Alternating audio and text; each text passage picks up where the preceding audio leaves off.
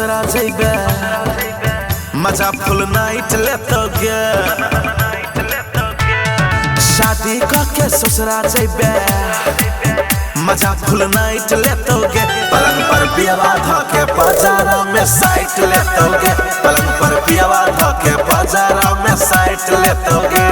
हे शादी करके ससुरा जइबे मजा फुल नाइट लेतोगे पलंग पर पियावा धके बाजारा में साइट लेतोगे पलंग पर पियावा धके बाजारा में साइट लेतोगे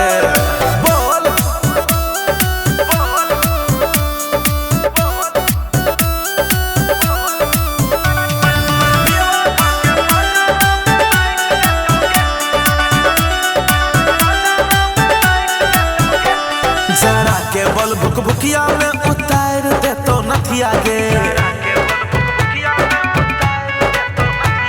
फिर चुम्मा चाटी करतो छौड़ी लगतो तोरा घटिया गे की बुझै छी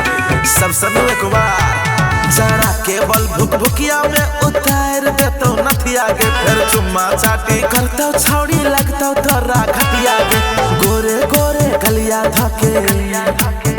ओठवा साइट लेतोगे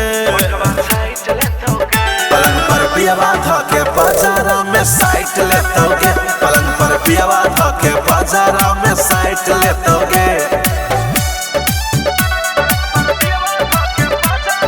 music by Mantu Manish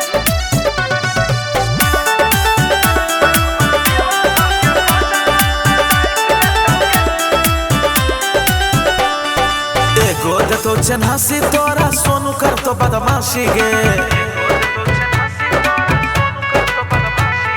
writer न बल कहे छो झटका लगतो 85 गे एगो देतो चन्हासी तोरा सोनू करतो बदमाशी गे राइटर न बल कहे छो झटका लगतो 85 गे 16 साल के बचल जवानी पूरा नाइस देतोगे पलंग पर पियावा धके बाजारा में साइट लेतोगे पलंग पर पियावा धके बाजारा में साइट लेतोगे मिक्स बाय अजय